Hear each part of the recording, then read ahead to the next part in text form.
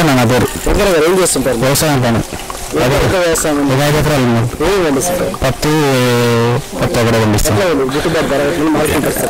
Marketing పరిస్థితి అంటే ఇక తేమ అనేది అని ఇప్పుడు కనీసం 40 కొన అంటారు కదా, 5,000 6,000 చేస్తే రైతుకి ఏమీ నష్టం ఉండదు. ఇప్పుడైనా పెట్టుబడులు విపరీతంగా పెరిగిపోయినాయి. ఒక ఏం చేయాలని ఇప్పుడు కూలి మనిషికి తీసుకొస్తే ఒక 250 300 వాళ్ళకే అవుతున్నాయి ఖర్చులు.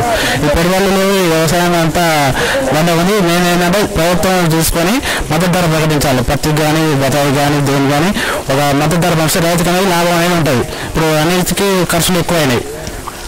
అంటే పెట్టుబడి ఖర్చు పెరిగిపోతున్నాయి.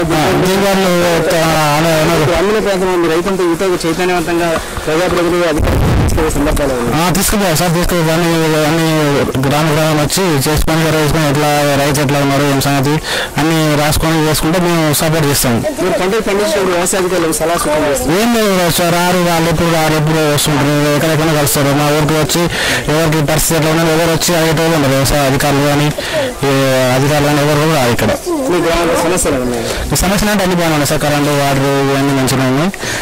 అంత మంచిగా ఉన్నది. రైతుల విషయంలో సమస్యలు ఉన్నాయి. ఏంటంటే రైతులు కష్టపడుతారు, పొద్దున చేస్తారు, కానీ గిట్టుబాటు ధర లేదు మాకు. నేను అది దాని నుంచి న్యాయం చేసి మీరు చేయాల్సిందే కోరుతున్నాను.